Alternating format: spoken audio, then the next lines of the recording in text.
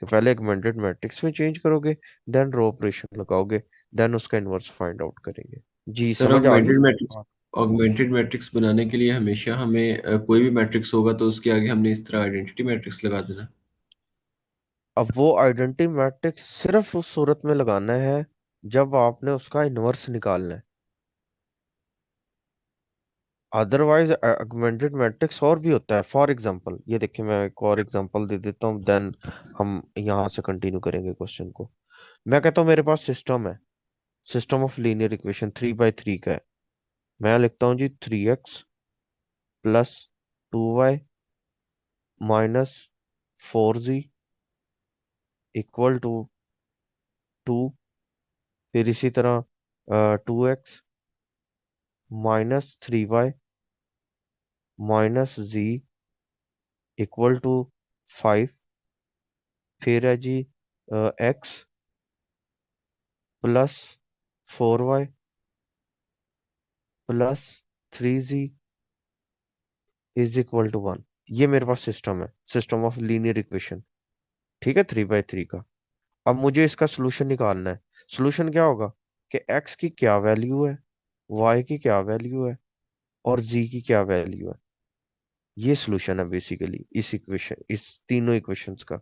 मतलब x की मैं क्या वैल्यू पुट करूं, जो मैं यहाँ पे पुट करूं, यहाँ पे पुट करूं, यहाँ पे पुट करूं, तो मेरा आंसर कोई चेंज ना हो। y की वैल्यू यहाँ पे पुट करके देख लूं, यहाँ पे पुट करके देख लूं, यहाँ पे पुट करके देख लूं, z की यहाँ पे यहाँ पे यहाँ पे पुट करके देखूं। तो अगर मैं x की वैल्यू, y की वैल्यू, z की वैल्यू इस पहली इक्वेशन में पुट करता हूँ और सॉल्व करता हूँ, मेरा आंसर 2 ही आना चाहिए एग्जैक्ट। और वही तीनों वैल्यू उठा के मैं दूसरी इक्वेशन में पुट करता हूँ तो मेरा आंसर 5 आना चाहिए। और वही तीनों वैल्यू उठा के मैं तीसरी इक्वेशन में पुट करता हूँ तो मेरा आंसर 1 आना चाहिए। तो इसको आप कहते हैं सॉल्यूशन ऑफ दिस सिस्टम, कि वो सॉल्यूशन होगा इस तीनों system, system of linear equation का, कि वो इन तीनों इक्वेशन को सेटिस्फाई करे, एक्स की वैल्यू भी, वाई की वैल्यू भी, और जी की वैल्यू भी। और वो जो वैल्यूज होंगी ना वो यूनिक होंगी इस सिस्टम के लिए। यूनिक भी हो सकती हैं, ज्यादा भी हो सकती हैं। मतलब ये मैं इस बात को रिवर्स करता हूँ कि जरूरी नहीं है यूनिक ही हो। यूनिक इनफाइनाइट भी हो सकती है, मैनी भी हो सकती है। लेकिन ये ध्यान में रखें कि वो तीनों की एक्स वाई जी की वैल्यू कोई आनी चाहिए। अब ये वाली वैल्यू आप कैसे निकालते हो, एलिमेंट्री रो ऑपरेशन से भी निकाल सकते हो। तो वहां पे अब जब इस सिस्टम को मैं मैट्रिक्स में चेंज करूंगा ना, तो वो कुछ इस तरह बनता है। ए इक्वल होगा, ये कोएफिशिएंट ऑफ मैट्रिक्स, मतलब 3 2 1 2 -3 4 -4 -1 3। उसके बाद वेरिएबल का मैट्रिक्स एक्स वाई जी। उसके बाद ये कांस्टेंट, मतलब 2 5 1। अब हमने क्या किया है, सिंपल, ये कौन सी फॉर्म थी, लीनियर इक्वेशन, और ये कौन सी फॉर्म है, मैट्रिक्स फॉर्म। हमने इस सिस्टम को मैट्रिक्स फॉर्म में चेंज कर लिया। तो अब हम इस ए का ऑगमेंटेड मैट्रिक्स कैसे लिखेंगे, इस तरह नहीं लिखेंगे, बल्कि ऐसे लिखेंगे, ए बी इक्वल टू, ये सारे का सारा मैट्रिक्स लिखेंगे, 3 2 1 2 -3 4 -4 -1 3। ये डॉटेड लाइन लगा दो। और यहाँ पे क्या करोगे, ये वाले कांस्टेंट लिखोगे, 2 5 1। तो अब ये ऑगमेंटेड मैट्रिक्स होगा। जी समझ आ गई बात की, जिसने क्वेश्चन पूछा था कि ऑगमेंटेड मैट्रिक्स हमेशा आइडेंटिटी मैट्रिक्स के साथ लिखा जाएगा पैरेलल, तो वो जरूरी नहीं होगा। पूरी क्लास को समझ आ रही है ना बात की। Yes sir. गुड। अच्छा, ठीक है। तो अब हम स्टार्ट करते हैं अपने क्वेश्चन, जो सॉल्यूशन हम करने जा रहे थे, ठीक है। ओके। अच्छा, तो हमारे पास ए बी इक्वल टू 1 2 -3 -3 4 2 2 3 2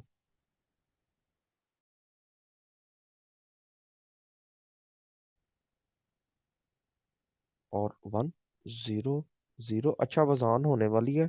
मैं बोलूंगा नहीं, मैं सिर्फ ये लिखता जाऊंगा, देन फिर मैं लास्ट में सर एक्सप्लेन करूंगा। थर्ड रो में -3 नहीं है, वो सही कर लें। जी जी।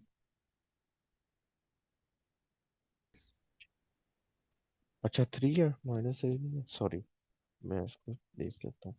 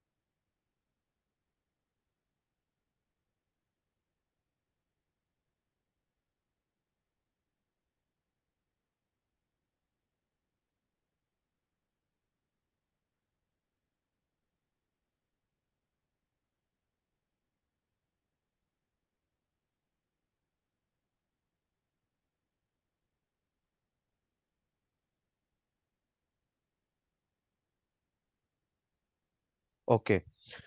अच्छा, अब देखें, अब आपने क्या करना है जी।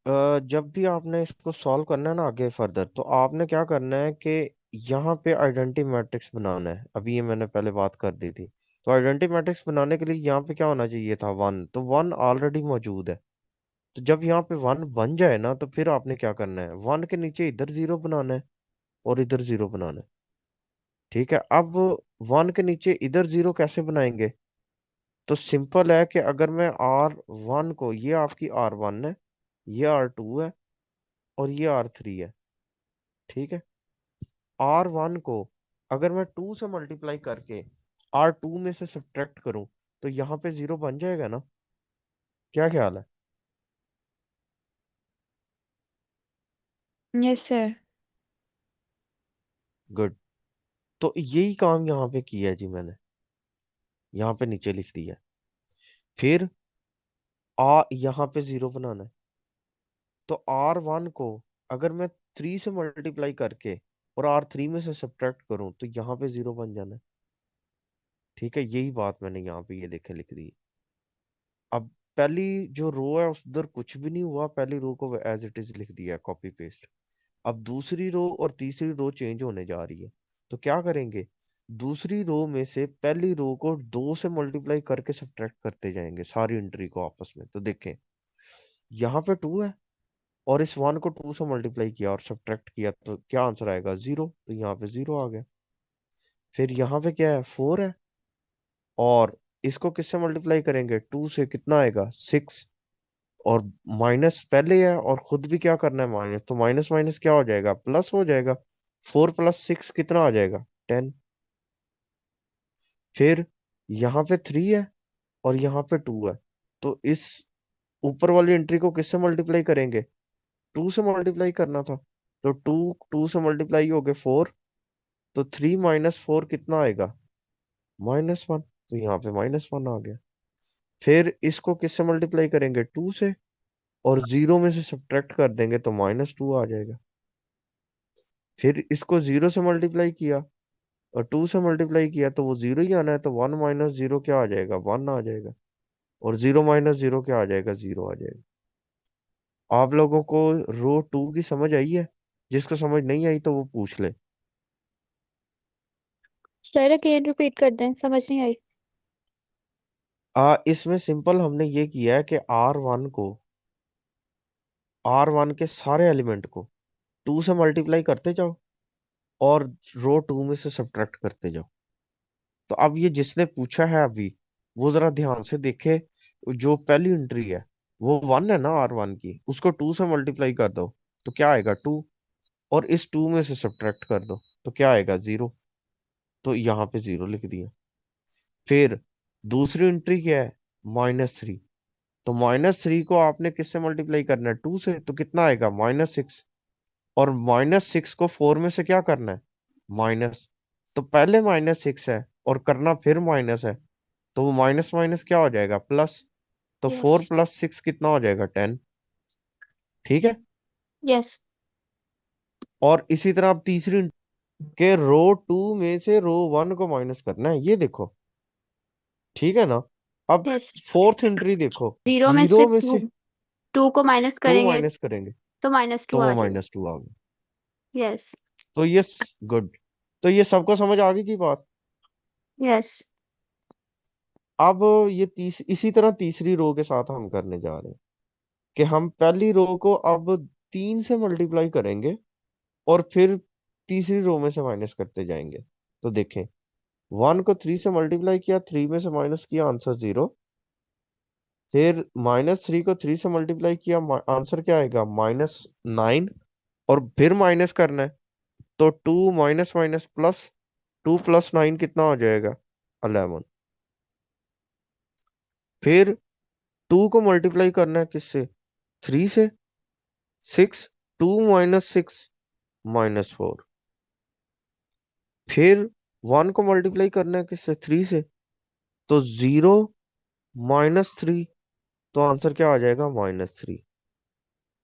और फिर 0 - 0 0, और 1 - 0 1।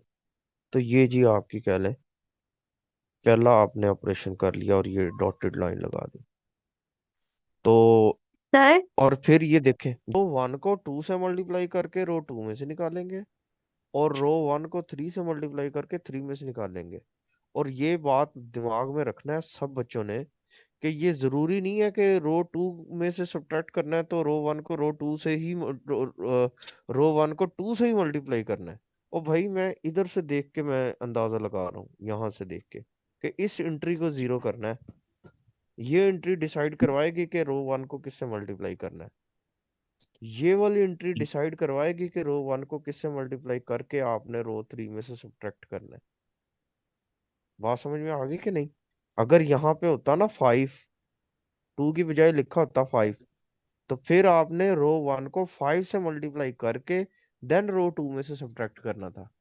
यहाँ पे लिखा होता सपोज -1/2, -1/2 लिखा होता, तो फिर आप रो 1 को -1/2 से मल्टीप्लाई करके देन आप इसमें से क्या करते, सब्ट्रैक्ट, बल्कि सब्ट्रैक्ट करने से तो प्लस हो जाना था, फिर आप 1/2 से मल्टीप्लाई करके सब्ट्रैक्ट करते। तो होप सो आप लोगों को मेरी बात समझ आ गई है मैं क्या कह रहा हूँ। सर वो सर तो ये तो उस सब केस है में ना है ना, कि मैं जी, बोलूं, 1/1। जी जी। ये जो फर्स्ट रो की फर्स्ट एंट्री है वो 1 है, तो इस केस में हम उससे जी, मल्टीप्लाई करके सब्ट्रैक्ट कराने, अगर यहाँ 1 नहीं हो फिर क्या करेंगे? अगर यहाँ, जी गुड, गुड क्वेश्चन। अगर यहाँ पे 1 ना हो तो अपनी सहूलत के लिए सबसे पहले इसको 1 बनाना पड़ेगा। 1 कैसे बनाएंगे, जो नंबर होगा उससे डिवाइड कर दो पूरी रो को, 1 बन जाएगा। ठीक है। और याद करें आप लोगों को, जब मैंने एचुलॉन फॉर्म पढ़ाई थी क्लास के अंदर, अब मुझे नहीं पता ये सेक्शन ए है या बी का स्टूडेंट है, या एक सेक्शन को तो मैंने ये बात बताई थी, बल्कि दोनों को बता।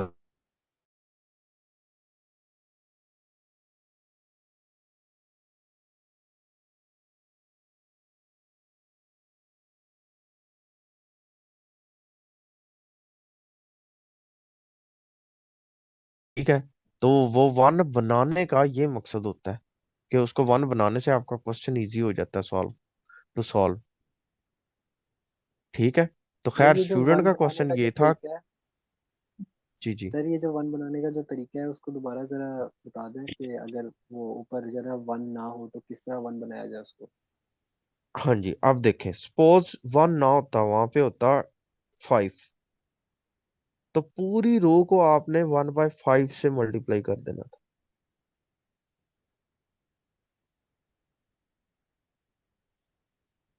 समझ आई है बात की? जी सर। कि वो जो पहली रो थी ना, ये देखे मैं यहाँ पे लिख के फिर आप इस इधर मैं रेज कर दूंगा इसे, 1 मिनट, अभी आपको क्लियर नहीं हुई बात।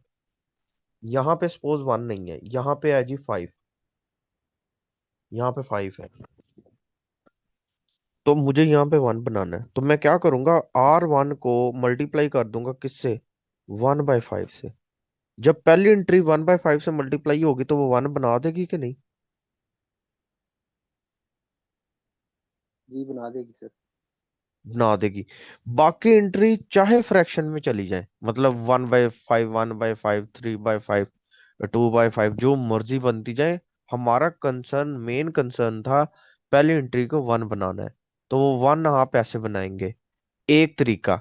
दूसरा तरीका ये है कि आपकी तीनों रो में से किसी भी रो में अगर फर्स्ट एंट्री आपकी 1 है, आप उस रो को इंटरचेंज करके उसको पहली रो बना दो। मतलब यही क्वेश्चन ऐसे होता, सपोज 2, 3, 1,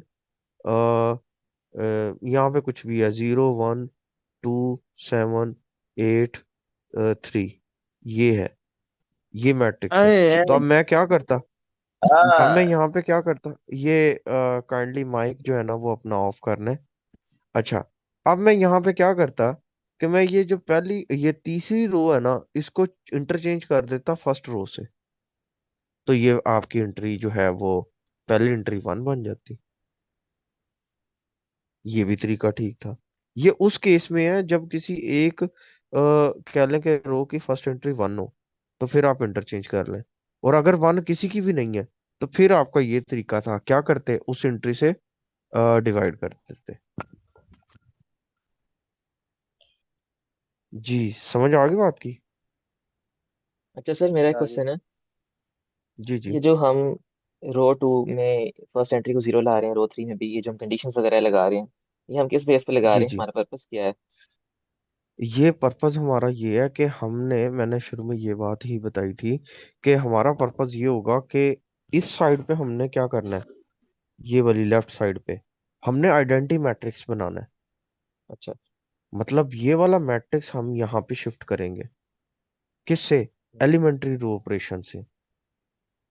ठीक है। ठीक है और ठीक है। फिर राइट साइड पे जो बनेगा ना, वो एक्चुअल में आपका इन्वर्स बन जाएगा ओरिजिनल मैट्रिक्स का।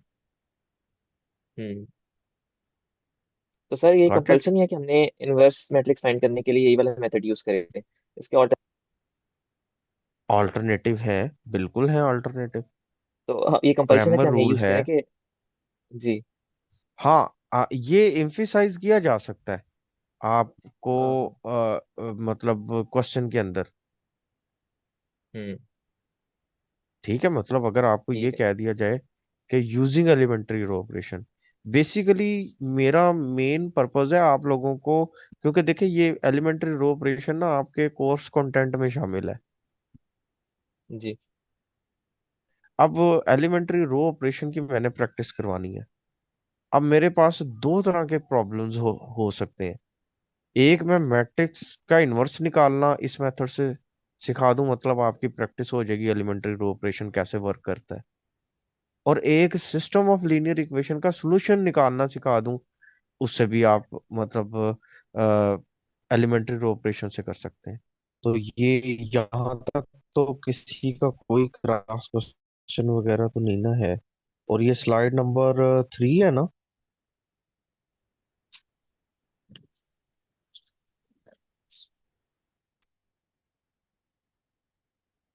ये स्लाइड नंबर 3 बनती है, हाँ 3 बनती है, ठीक है।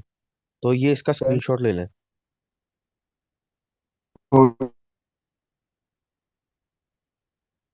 जी। ये यार, ये जो दो बच्चे अभी बोले ना, वो दोनों की आवाज में डिस्टॉर्शन था, मुझे पता ही नहीं चला क्या बोला उन्होंने। ये स्क्रीनशॉट ले लिया? Yes sir. गुड। अच्छा, अच्छा अब देखें। अब हमने क्या करना है, सेकंड रो की, कोई स्टूडेंट मुझे लीडिंग एंट्री बताएगा सेकंड रो की?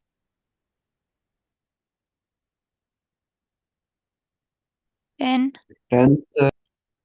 10। Good, well done. अच्छा, और जो आइडेंटिटी मैट्रिक्स होता है उसके अंदर सेकंड रो की लीडिंग एंट्री क्या होती है? 1। 1 होता है। गुड। तो हमें 10 की जगह पे क्या चाहिए? 1 चाहिए। 1 चाहिए। तो ये चेक करें जरा, जहां पे 10 लिखा हुआ है बाकी तीनों रो में चेक करो, कहीं पे 1 है सेकंड कॉलम में? No sir. सेकंड कॉलम में 1 नहीं है। अब आपने क्या करना है कि इस 10 को 1 बनाना है। तो जो मैंने मेथड बताया था कि 10 को 1 बनाना है, तो आपने 1/10 से सेकंड रो को मल्टीप्लाई कर देना है जस्ट। तो वही हम करेंगे। तो देखें, वही मैं करने जा रहा हूँ। तो हमने जी इसको लिखा 1/10 R2। अच्छा, एक चीज और जो मैं बतानी भूल गया, आपने साथ साथ इक्वल का साइन नहीं लगाना, आपने ये वाला साइन लगाना है, टिल्डा।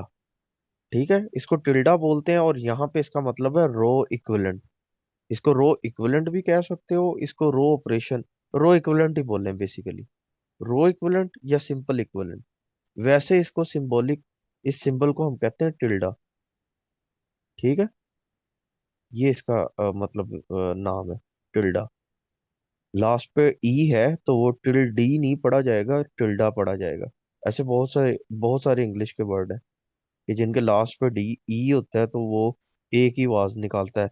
फॉर एग्जाम्पल, जैसे कि हम दा पढ़ते हैं, THE, दा। दी भी उसको पढ़ते हैं, दा भी पढ़ते हैं। ठीक है, तो समझ रहे होंगे जो मैं समझाना चाह रहा हूँ। तो इसको आपने रो इक्विवेलेंट कहना है यहाँ पे।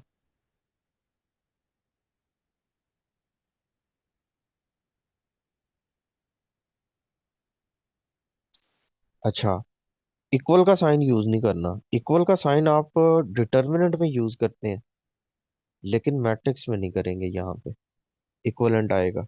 और ये, इसकी मजीद अगर किसी को इसकी कोई एम्बिग्विटी है या वजह पूछना चाहेगा तो वो मैं इसको ना क्लास में बता दूंगा। बिकॉज यहाँ पे एक्सप्लेन करना बड़ा ये लेंथी हो जाएगा और शायद वो समझ भी ना आए जो मैं समझाना चाहूँ। तो क्लास में इंशाल्लाह मैं ज़रूर बता दूंगा। आप ये माइंड में रखिएगा क्वेश्चन कि सर इक्वल लगाया, इक्वल आपने कहा था नहीं लगाना, क्वेश्चन गलत हो जाएगा, इक्वलेंट लगाना है, तो दोनों में क्या फ़र्क है? तो वो मैं फिर क्लास में आपको एक्सप्लेन कर दूंगा। तो अभी जी सिर्फ ये माइंड में रखें कि आपने इक्विवेलेंट यूज करना है। अच्छा, तो रो इक्विवेलेंट, बाकी फर्स्ट और थर्ड रो को कुछ नहीं करना, कॉपी पेस्ट। 1 -3 2 1 0 0। इसी तरह थर्ड वाली, सेकंड वाली को लिख देंगे डिवाइड करके। 0 को 10 पे डिवाइड करेंगे, 0 ही रहना है। ये 1 बन जाएगा, ये -1/10 बन जाएगा, और ये -2/5, सॉरी 1/5 बन जाएगा। ठीक है ना, 1/5, क्योंकि 2 10 को डिवाइड कर देगा। ये 1/10 बनेगा और ये 0 ही बनेगा। और third column, third row copy paste. 0 11 -4 -3 0 1, ये आपके पास आ गया। और ये आपने यहाँ पे डॉटेड लाइन लगाई। ठीक है जी। तो ये स्लाइड नंबर 4 इसको कर लें। तो इसका स्क्रीनशॉट ले लें, साथ साथ स्क्रीनशॉट बनाते जाएं ताकि आपको ये स्टेप बाय स्टेप समझ आती जाएगी। जी,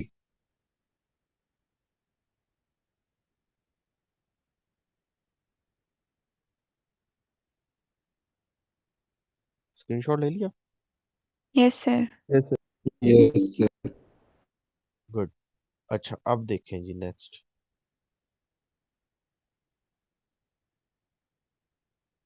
अच्छा जी, अब आपने क्या करना है?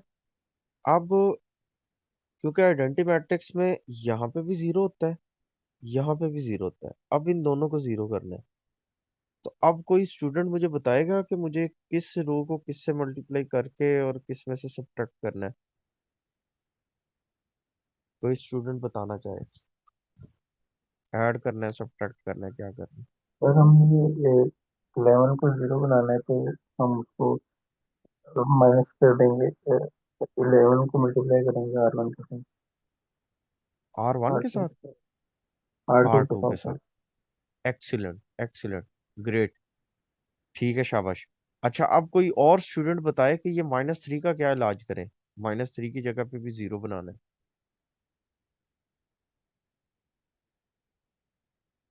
कोई और स्टूडेंट बताए। एक स्टूडेंट ने बता दिया, आउटपुट दे दिया, गुड। यही काम करेंगे। सर अब माइनस के लिए क्या सर करें R2 जी। को 3 से मल्टीप्लाई करें और फिर R1 और R2 को प्लस कर दें अगर। Good, excellent. ठीक है, शाबाश। यही करना है हमने। तो देखें, ये जो बात इन दोनों स्टूडेंट ने बोली है ना, वही मैं यहाँ पे लिख रहा हूँ। मैंने यहाँ पे लिखा R1 plus 3 multiplied by R2 and R3 minus 11 multiplied by R2। ये जी आपने काम करना है यहाँ। अब R2 में कोई चेंज नहीं आ रहा, कॉपी पेस्ट होगी। R1 में चेंजिंग आएगी, R3 में चेंजिंग आएगी। वो चेंजिंग आपने लिखनी है यहाँ पे। तो देखें, रो इक्विवेलेंट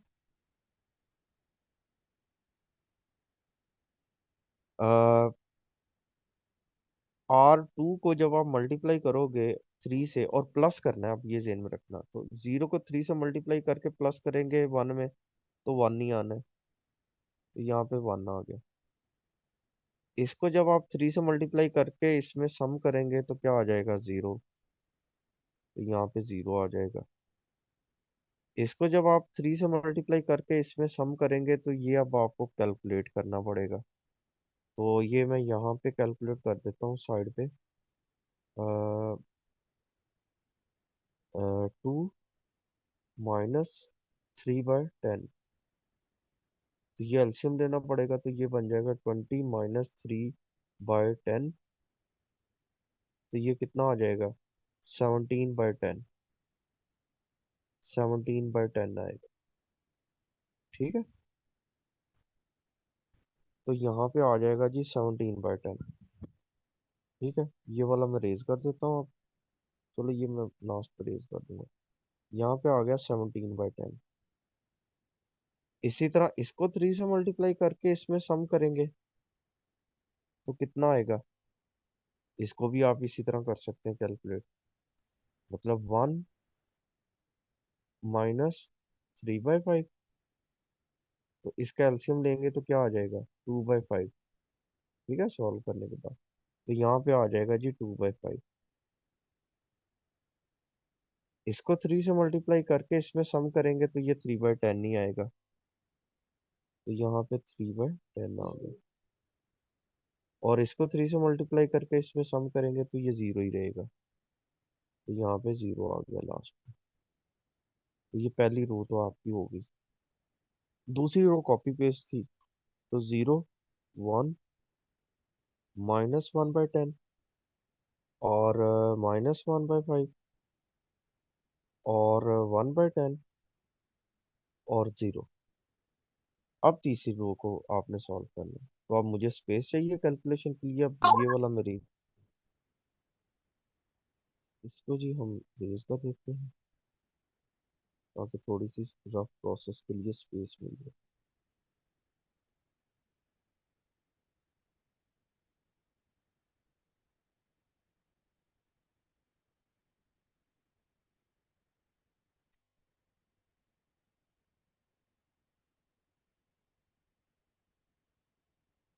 अच्छा जी, अब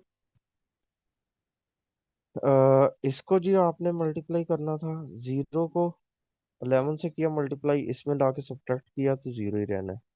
यहाँ पे तो 0 आ गया। इसको 11 से मल्टीप्लाई करके इसमें से सब्ट्रैक्ट करना है तो क्या आएगा, 0। ठीक है, यहाँ पे 0 आ गया।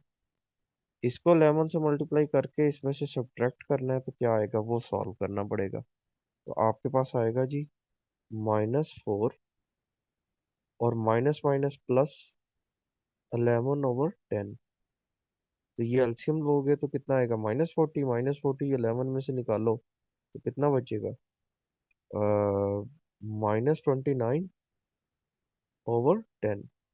तो यहाँ पे आ जाएगा -29/10। ठीक है। और यहाँ पे क्या है जी, -11 से मल्टीप्लाई 11 से मल्टीप्लाई करके इसमें से सब्ट्रैक्ट करना है। अब इसको भी आपको सॉल्व करना पड़ेगा। तो -3 और माइनस माइनस प्लस हो जाएगा 11/5। तो ये दोनों जब एलसीएम लेंगे तो कितना आएगा, -4/5।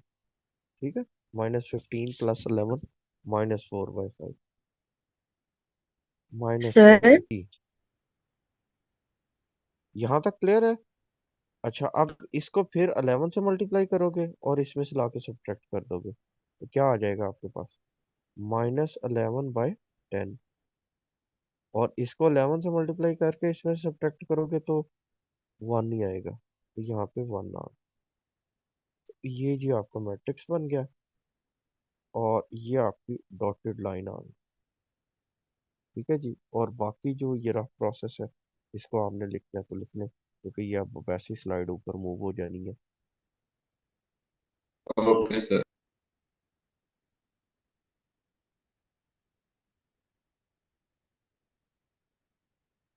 अच्छा जी। अब हमें क्या चाहिए, इधर क्या चाहिए हमें,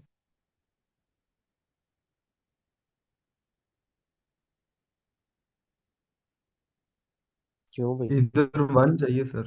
इसको 1 चाहिए।10/29 से डिवाइड कर देंगे। Well done. -10/29 से, क्योंकि माइनस को भी खत्म करना है ना हमने। जी सर। ठीक है। हाँ, तो अब यही मैं लिख रहा हूँ, -10/29 × ठीक है। तो row operation equivalent, row equivalent equal to, sorry, row equivalent यहाँ पे 1 0 17/10 2/5 3/10 और 0। फिर इसी तरह 0 1 -1/10 -1/5 और 1/10 और 0। इसको आप चेंज कर दें, 0 0, ये 1 बन गया। और इसको जब आप करेंगे डिवाइड तो ये क्या बनेगा, 29 और 5। अब ये देखें, अब थोड़ा सा माइंड का यूज करना है। इसको इससे मल्टीप्लाई करेंगे तो कोई स्टूडेंट बताएगा, एक तो माइनस माइनस प्लस हो जाएगा, और क्या ऊपर क्या आएगा नीचे क्या आएगा, कोई बताएगा।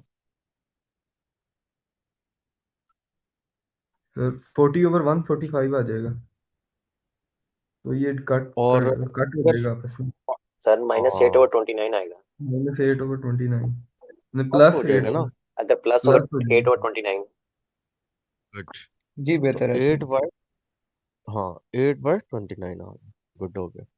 अच्छा, अब इसी तरह ये सिंपल है, इन दोनों को मल्टीप्लाई करें तो 10 10 से कैंसिल हो गया, माइनस माइनस से कैंसिल हो गया, तो क्या बन जाएगा, 11/29। ठीक है। और यहाँ पे 1 था तो 1 से मल्टीप्लाई हुआ तो 10 -10/29। तो ये होप सो सभी को क्लियर है, यहाँ तक किसी की कोई क्यूरी नहीं है, ऐसे ही है। क्यों भाई। Yes sir. जी सर क्लियर। गुड हो गया। अच्छा, अब कोई स्टूडेंट बताएगा अब हमने क्या करना है। सर दो तरीके हैं। जी जी। सर एक तो हम ये कर सकते हैं कि R2 को हम 17 से मल्टीप्लाई करें और R1 R2 को ऐड कर दें, या फिर R3 को हम 17/10 से मल्टीप्लाई कर लें और फिर जो माइनस कर आपने दें। दूसरा मेथड, गुड, जो आपने दूसरा वे बताया ना वो बेस्ट है और वो ही होना चाहिए। पहले वाला जो है ना वो गलत हो जाएगा। पहले वाला क्यों गलत होगा, उसकी वजह पूछें। उसकी वजह ये है, जब आप इन दोनों रो को प्लस करेंगे ना तो फिर गड़बड़ हो जानी है। मतलब या तो यहाँ पे वन बन जाना है जो कि जीरो हमें चाहिए था, या यहाँ पे वन बन जाना है जो कि हमें जीरो चाहिए था। तो लिहाजा पहले वाला वे यूज नहीं होगा। जो दूसरा आपने बताना है वही बताया है ना, वही कर सकते हैं हम। समझ आ गई बात की? जी सर, आगे गुड हो। गुड। अच्छा जी, और इसका स्क्रीनशॉट ले लिया, slide number 6। Yes sir. Good. अच्छा जी, अब हम आखिरी मरहल में पहुंच गए हैं। अब यहाँ पे जीरो बनाना है और यहाँ पे जीरो बनाना है, और वो वही स्ट्रेटेजी जो अभी स्टूडेंट ने बताई है कि हम क्या करेंगे। यहाँ पे लिखेंगे R1 -17/10 multiplied by R3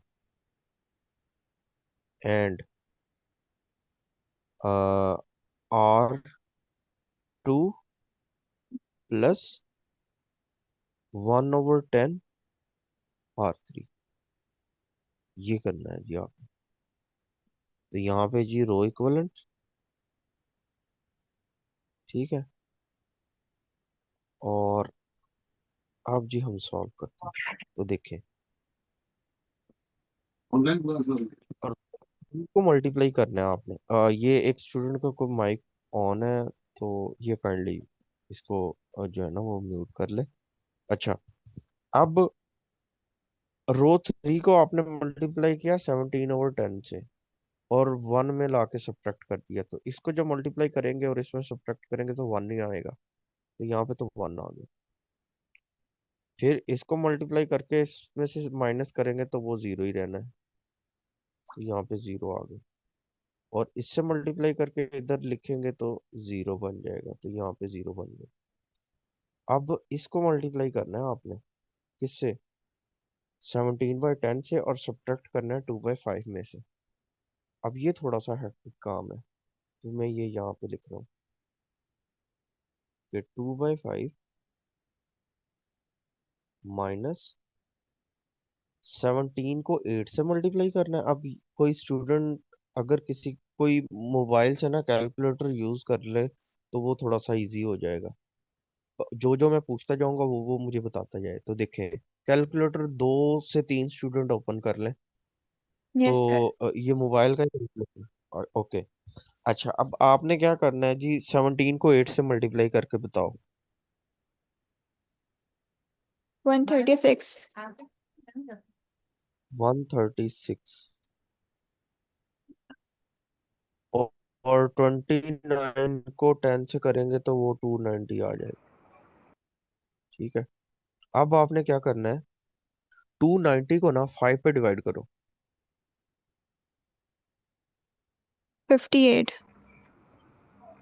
58 को 2 से मल्टीप्लाई कर दो।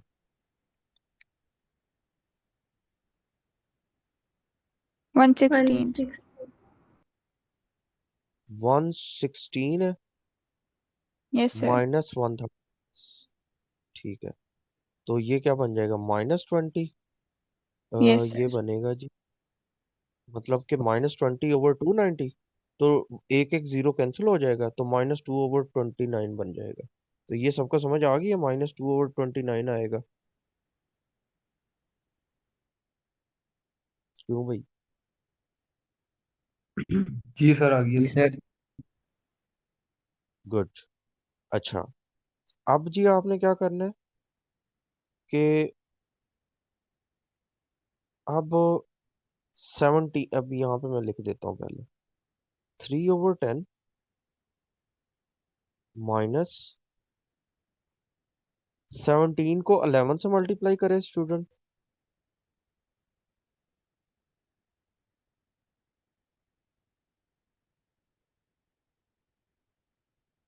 187 सर। 187, और नीचे 290 आ गया, और इनका एलसीएम 290। तो 29 को -10 3 बाई से 29 ये टोटल का। सारा सॉल्व कर, टोटल जी। का। 87 सर हो जाएगा। ये स्टूडेंट हाँ तो ठीक है, सही है, ठीक है, शाबाश, सही बताया। -10/29 आर, गुड। अच्छा, फिर इसी तरह अब लास्ट वाली एंट्री जो है वो -7, ये वाली टर्म हमने मल्टीप्लाई करनी है इस टर्म से। तो ये वैसे ही देख लो, 10 से कैंसिल हो गया, माइनस माइनस प्लस हो गया, 17/29, इसमें से माइनस करोगे जीरो में से, तो वो -17/29 ही बन जाएगा। तो लास्ट वाली टर्म बन गई -17/29। तो ये सबको क्लियर है?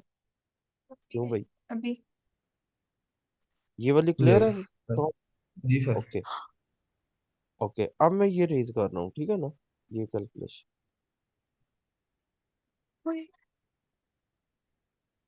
ये कोई स्टूडेंट का माइक ऑन है, वो माइक को जो है ना वो म्यूट कर दे। अच्छा, अब ये देखिए,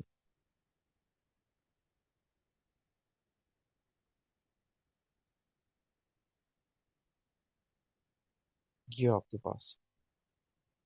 अब हम दूसरी रो पे चलते हैं। दूसरी रो में तो सीधा सीधा आपको पता है, यहाँ पे जीरो बन रहा है, यहाँ पे वन बन रहा है, ये भी जीरो हो जाएगी टर्म। ठीक है, अब आपने प्लस करना है, ये ज़हन में रखना। तो इसको 1/10 से मल्टीप्लाई करके इसमें ला के प्लस करेंगे। ठीक है, 1/5 में, तो देखिए -1/5 प्लस 8/290। ठीक है, तो ये आपके पास आ गया जी 290, और ये बन जाएगा -58 और +8। तो ऊपर क्या बनेगा, -50, नीचे क्या बनेगा 290, तो जीरो जीरो से कैंसिल हो जाएगा, तो -5/29, -5/29 बन गई। अब इसी तरह ये आपके पास 11/29 है, इसको मल्टीप्लाई करोगे 110 से। ठीक है, ये मैं रेज कर देता हूँ क्योंकि आपको मेथड पता चल ही गया है कैसे करते हैं। तो ये आपके पास 1/10 प्लस 11/290, तो एलसीएम 290 आ गया। तो यहाँ पे 29 प्लस 11, तो कितना बनेगा 30। तो ये कितना आ जाएगा, 3 0 0 कैंसिल हो जाएंगे। 4/29 बनता है सर। 4 कैसे बनता है? हाँ ठीक है, ठीक है, ठीक है, सॉरी सॉरी सॉरी, 40 बनता है। ठीक है, शाबाश, वेल डन, थैंक यू। तो ये 4/29। ठीक है। अच्छा, अब लास्ट वाली टर्म आपके पास क्या है, -10/29 है, तो ये 10 से कैंसिल हो जाएगा, -1/29। तो ये आ जाएगा -1/29। तो और ये आपके पास आ गया, और लास्ट वाली row as it is copy paste, 0 0 1, यहाँ पे 8/29, यहाँ पे 11/29, और यहाँ पे -10/29। सर, ये सेकंड रो जो है उसमें हमने जीरो के साथ नहीं मल्टीप्लाई करना था? सेकंड रो को जीरो जहाँ के पे साथ क्यों आपने मत -10/29 के साथ उसको मल्टीप्लाई करवाया है। -10/, 29 के साथ जहाँ पे सर वो जो सेकंड रो में हमारा आंसर आया ना 1/29 लास्ट वाला, 1, जी जी, उसको -1/, हाँ -1/29 जी जी, वो आपने -10/29 के साथ मल्टीप्लाई और प्लस करवा के आंसर निकाला है ना, तो उसको हमने जी जीरो जी, के साथ नहीं करना था? नहीं नहीं, जीरो में से तो ये ऐड सब्ट्रैक्ट होगा ना, ये देखो R2 प्लस R3 हो रहा है, तो हमने R3 की एंट्री को मल्टीप्लाई करना है किससे, 1/10 से, देन ओ प्लस करना है इस एंट्री से। Got it? Yes, yes, okay. अच्छा, तो अब ये जरा देखें, क्या हमने लेफ्ट साइड पे आइडेंटिटी मैट्रिक्स कंप्लीट कर दिया?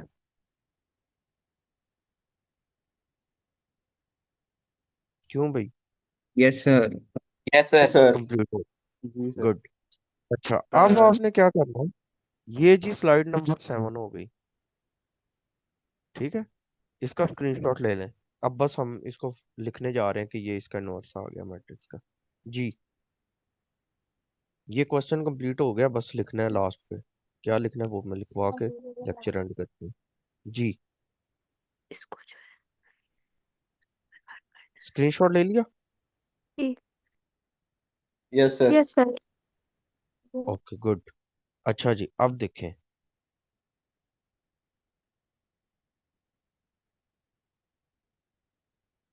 अब आपने जी यहाँ पे लिख लेना,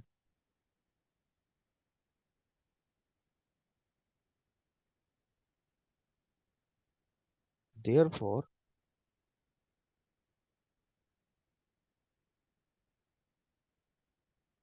या बल्कि देयरफॉर नहीं, हेंस लिखे, हेंस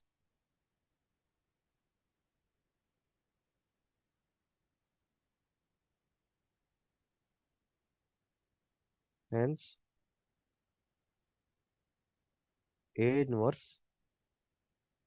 इक्वल टू -2/29 -10/29 -17/29 -5/29 4/29 -1/29 8/29 11/29 -10/29। ये जी आपका आंसर आ गया, ए इनवर्स फाइंड कर लिया, और ये स्लाइड नंबर आपकी बन गई 8। ठीक है जी, तो इसका स्क्रीनशॉट ले लें। अब बस ये लेक्चर को मैं एंड करने जा रहा हूँ।